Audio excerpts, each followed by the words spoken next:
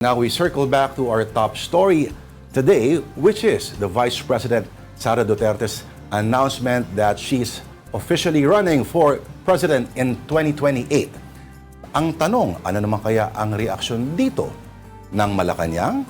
And for that, tatanungin natin ang ating mobile journalist, Julie Baiza. Julie, narinig dating kanina si Auntie Claire natin na parang kulang pa yata yung mga paghingi ng paumanhin ng Vice President. Yes, Lord Denise, good luck. Yan lang daw yung nasabi ni Pangulong Bongbong Marcos. Nung marinig nga yung anunsyo ni Vice President Sara Duterte, nakakandidato siya o tatakbo sa pagka-presidente sa 2028 election. Sa press briefing, sinabi ni Castro na nakangiti naman daw si Pangulong Bongbong Marcos nung sabihin nito ang good luck. Binakbakan nga din ni Castro yung paghingi ng tawad ni VP Sara sa pagtulong umano na mahalal si PBBM noong 2022 elections. Anya yung taong bayan naman yung naghalal kay Pangulong Bongbong Marcos. At kung ano raw yung naitulong, wag daw dapat niyang suluhin yung credit dahil unity team naman daw sila noong eleksyon. Bukod dito, hindi nga rin daw yan yung dapat ihingi ng tawad ng Vice Presidente.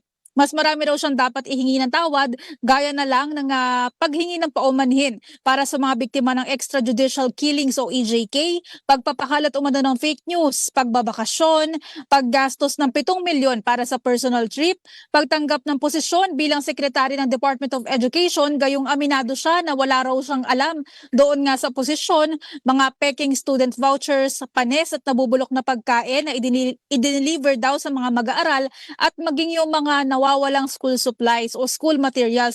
Yan daw yung mga malalaking issue at naging problema ng taong bayan.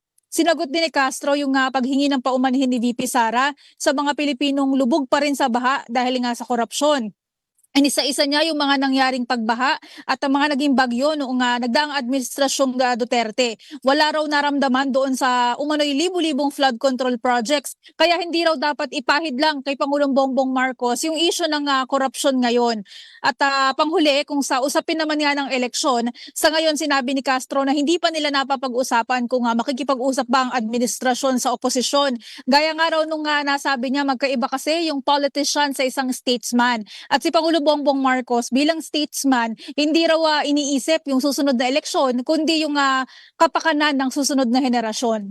Lord Denise?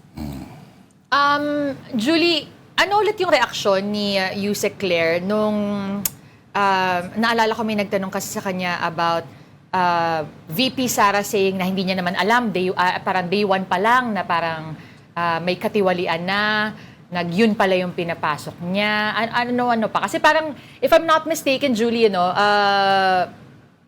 parang magsasorry din ba yung Pangulo dahil nagkatulungan sila? Kumbaga, hindi lang sa side ni VP Sara. Tinanong nga siya kung ano yung reaksyon ng Pangulo or ng Palasyo doon sa paghingi nga ng paumanhin. Ang sinabi nga ni Yusek Claire kanina, hindi nga daw niya alam or hindi naman alam ng Pangulo na yung napili niyang Vice Presidente maninira. Yan daw yung mga gagawin pala at hindi nga daw tutulong kahit na alam naman daw yung mga dapat na hakbang. Binanggit niya kasi yung nabanggit raw noon ni VP Sara na alam niya kung paano re-resolbahin yung problema sa mataas na presyo ng bigas pero hindi nga pinipili nga na hindi tumulong sa gobyerno, pero hindi naman din iyan yung unang beses na sinabi or binatikos ni Yusek yung naging pahayag ni VP Sara noon kasi ang sinabi niya noon pa man daw talaga hindi na tumutulong sa gobyerno at saka ang Pangulong Bongbong Marcos naman daw kumbaga nandyan na yan so ang gagawin daw magtrabaho ng magtrabaho. Grabe, no? Ang mga samahan sa politika parang pag-ibig at parang chewing gum. Matamis lang sa una. Tapos, pag wala na, bawal na sa Singapore. Ayun, alright. tama. Maraming salamat sa ating mobile journalist sa Malacanang, Julie Baiza.